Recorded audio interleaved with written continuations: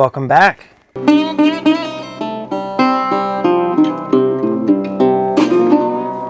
I know it's been a couple weeks since my last video. I apologize, but I was on a little bit of well, actually, you know what? I wasn't on a little bit of a vacation. I was on a much needed vacation from this absolute hot mess that we call modern society. Yeah, you know, I don't know. Sometimes I just feel like I should be running through the open plains barefoot, chasing down wild animals or something. Anyway, I got to see some things that I have wanted to see for, I don't know, pretty much as long as I can remember. I got to spend some time with the wife. It was absolutely fantastic. I enjoyed the absolute crap out of myself. But we are back, and it's time to get back to it. And so I figured, you know, the smart thing to do would be to do something relatively simple, relatively straightforward, nothing too complicated, and just kind of get back into the swing of things. So with that in mind, for this video, we're going to do something that I have never done before. What we have here is a stack of lawnmower blades. Actually, these are my dad's mower blades. These go to his little John Deere tractor. And what we have to do is sharpen and balance these mower blades. I have never actually sharpened and balanced mower blades before, but this is definitely not the first time that somebody has asked me about sharpening and balancing mower blades. You know, I feel like if you're the person in your family or friend group or whatever who has a shop, this is probably one of those jobs that at some point somebody is going to ask you to do. And like I said, this is definitely not the first time that somebody has asked me about it, so I figured I might as well go ahead and learn how to do it. Theoretically speaking, this shouldn't be a very complicated or difficult job. The cutting geometry on these blades is relatively straightforward, and you know, I feel like there's probably a lot of different ways to do this successfully. They do sell specialized tools and machines and all that good stuff, but you know, I mean, it's mower blades, it's not rocket surgery. So in this video, we are just going to try and do this using very simple and straightforward methods, using tools that probably anybody has in their shop or can get their hands on very quickly and easily. And hopefully by the end of this video, I will have a stack of nice sharpened and balanced blades, and we will all know how to sharpen and balance blades relatively quickly and easily using very simple tools in our own shops. So let's get started. Like I said, there are a lot of ways to go about doing this, and I think one of the most straightforward and simplest ways to do it would just be to clamp it in the vise and then hit it with your angle grinder.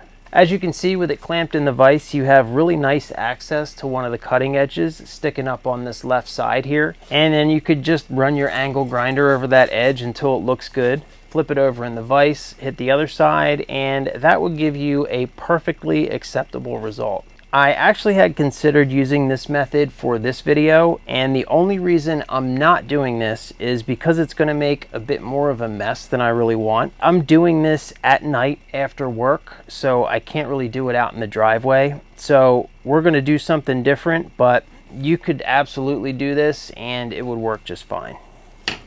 You could also use a bench grinder. However, I do think that this would probably be a bit more difficult than using the angle grinder, just because with these rests and these round stones, it's going to be a little bit tougher to get the right angle that you're looking for and to keep it consistent. And it's also probably going to be a little bit tougher to get a really nice finish on this cutting edge using these round stone wheels. And the method that I have settled on to do the sharpening is to use my little Harbor Freight belt sander, and there's really two reasons for this. The first reason is simply because of the mess. This little belt sander, it has a tendency to kick all that grinding dust down onto the machine itself and onto this little bench area, and it just does a better job of keeping all that grinding dust sort of centralized to this little area. And the second reason is because of the shape. If you look at this cutting edge, you can see that there's this curve at the end here. The cutting edge sort of sweeps out along that curve. And using the roller on this belt sander, I can sort of follow that curve with my grind and it's going to give me a nicer looking aesthetic result, and my final grind should more closely match the original geometry of the cutting edge. Just like grinding anything else, your cutting edge is just going to be a big flat spot on this blade. So in order to find the correct position to grind that same geometry, I'm going to start off by sitting more of the edge of the blade on the grinding belt, and then I'm just going to roll that blade into the grinding belt until I feel it sit down on that flat cutting edge. As I roll it in, I can actually feel when it sits down on that flat spot, and then once I find that flat spot, I'll just work it up and down along that roller, and I'll reproduce that same geometry. So with all that said, let's go ahead and get our blade sharpened, because I think that the sharpening is probably going to be the easy part, and it's going to be the balancing that's going to be a bit of a pain in the butt.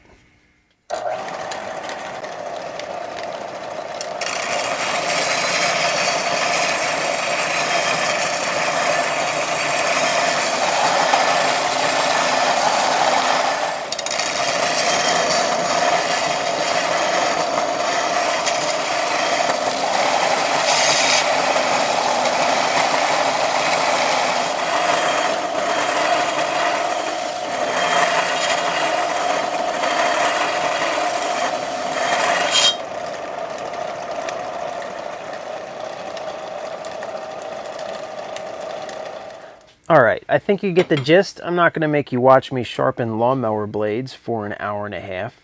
Or am I? This is pretty much what they look like after a preliminary sharpening. Not too bad if I do say so myself. The surface finish, I guess, isn't anything to really write home about, but you know, I'm using a belt sander. I will say though that they are like razor sharp. I definitely think they're going to cut some grass, which is all that we really need them to do, which means that next we need to move on to balancing them. But first, I guess we should take just a quick minute to talk about how I plan on doing that.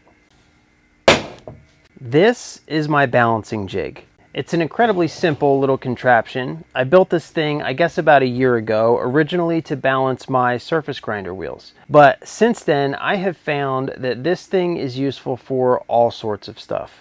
For example, bench grinder wheels. If you get a lot of vibration or rattle in your bench grinder, you put the wheels on this thing, you balance them, and you would be surprised in how much of a difference that makes and how smooth it'll run. Of course, other stuff like mower blades, cutters, I have found this to be an incredibly versatile and very, very useful tool to have around the hobby shop. The way that this thing works is you can use these thumb screws to level these two rods basically to the world. And then you can use something like a mandrel. You lay it across these two rails after you have this thing leveled, and you can balance things over that mandrel. Really, anything that you can put over a mandrel, you can balance using this simple little tool. If you don't have one of these in your hobby shop, it's definitely something that I recommend looking into. And the best part is it's super, super easy to make. I don't know, if you're interested in seeing a build video on something like this, just let me know in the comments, and maybe that's something that I can work on.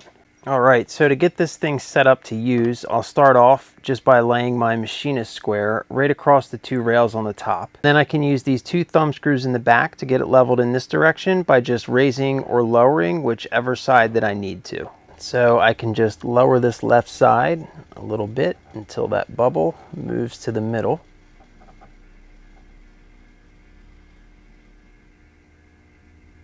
That easy. And to level in this direction, back to front, I normally just lay a couple of parallels across the rails so that I can then lay my level right across the parallels in the direction that I need it. And now I can just adjust the screw in the front.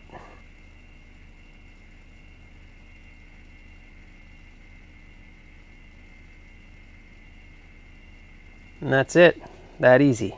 All right, now that I've got the jig all leveled up and ready to go, all that you really need to be careful of at this point is that you don't bump it or nudge it in any particular direction, because that will of course throw off the level and you'll have to start all over again. But now we are ready to move on to balancing the blades. And there's nothing terribly complicated or difficult to this process. It can just be a little bit tedious, I think. You can see that what I have here for a mandrel is actually a little bit small for the hole in these blades. But this is going to be an advantage for us in this particular instance because these holes are not actually round. They're a little bit egg-shaped or pear-shaped, however you want to say it. I don't know if they're worn from age or what, but they are definitely not round. So having this mandrel that is a little bit small is going to allow them to still turn on the mandrel without getting stuck in any direction. All right, so from this point, the process is pretty straightforward. I just put my mandrel through my blade and I'll sit the entire assembly down on the balancing jig. Now, if I start off holding the blade, anywhere relatively close to level, as soon as I let go, the balancing jig should show me which side of my blade is the heavy side.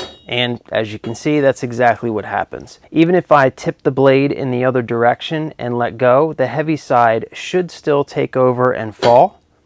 And I will even flip the entire assembly around just to prove to you that this is a reliable and repeatable result. And now when I let go, this side should fall because it was over here.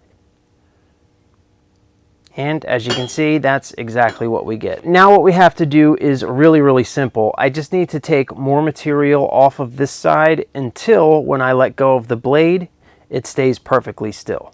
So I'm going to do that, take a bit more material off of this side, and I will be back when this blade is balanced so we can see what that looks like. Okay, so I have been back and forth between the grinder and the balancing jig a few times now, but I think we should be getting pretty darn close, so let's take a look and see where we're at. Like I said, what we are looking for here is this blade to stay perfectly still when I lay it across this jig. So just like before, I'm going to start off somewhere relatively close to what looks like balanced. I'm going to let go and we'll see what it does. And voila, we have a balanced lawnmower blade. That's literally all there is to it. This is definitely not a complicated or difficult process. Gravity will tell you everything that you need to know. The only thing about it is it's tedious. You'll have to go back and forth a couple times. Take your time, take a little bit of material off each time that you go to the grinder. It's really easy to go too far, but as long as you're careful, this is a super simple process. And now I have a razor sharp and balanced lawnmower blade ready to be put back into service. Well, I guess that's about it for this one. I know that this has been a super simple video. Like I said, I just needed to get back into the swing of things. I don't even know if this is technically machining. I don't know what you call this, but hopefully some folks will find it useful. It's springtime where I live, so everybody's working on their mowers, getting their weed whackers going, that sort of thing. So yeah, I don't know. Hopefully somebody gets some use out of this. If not, thank you so much for watching. Either way, I do truly appreciate it. Of course, an extra special thank you to my patrons. You are the absolute best. I can't tell you how much I appreciate you, so thank you. If you're already a subscriber, thank you for that as well. If you haven't subscribed, but you like what I do here and you feel like I've earned it, give me a like and a subscribe. If you feel like I haven't, let me know what I can do better in the comments down below. And as always, until next time, get out there, make something awesome. Most importantly, have some fun, and I hope to see you all again very, very soon.